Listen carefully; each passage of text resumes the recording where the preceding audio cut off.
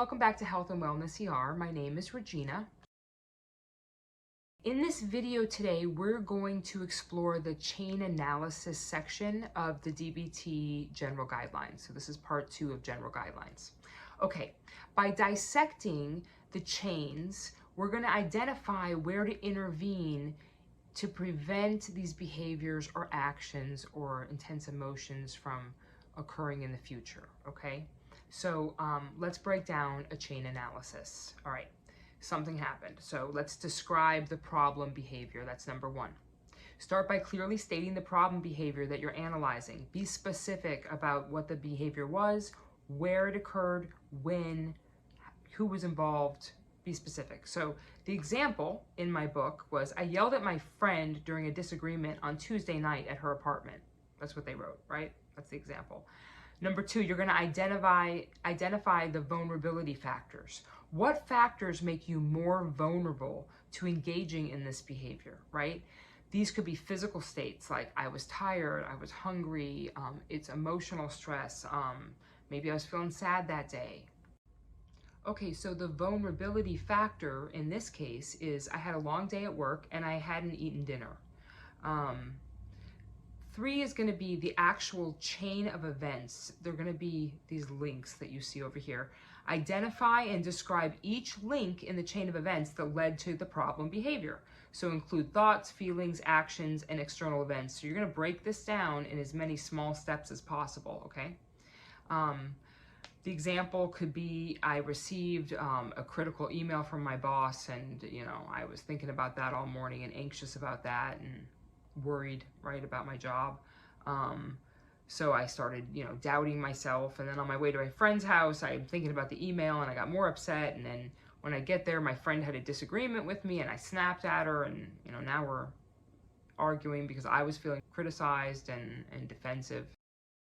The consequences, right? Describe the consequence of the problem behavior that you're doing the chain analysis on.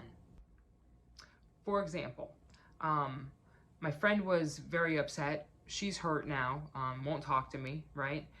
I feel guilty. I'm ashamed. Like that's not good. So it's the consequences. Step 5 is you're going to write the possible skillful responses you could have had, right? Where you're going to look at this chain and figure out where could you have done something different that would have prevented it and not made it worse, right? How can you survive this without regretting it so much next time, right? So think about what skills could have helped you and at what point in the chain they could have been applied.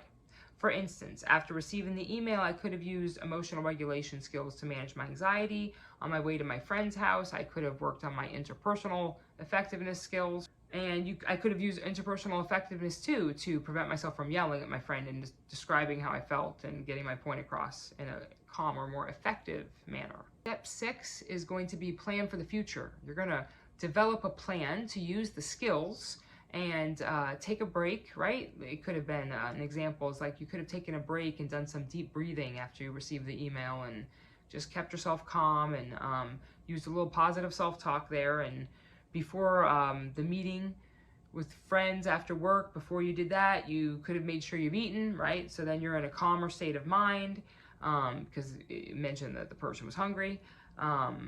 If a disagreement arises, you can use statements that express your feelings without attacking someone, right? There are statements and ways you can express exactly how you feel when you identify it, and you can get your point across without getting so defensive and upset.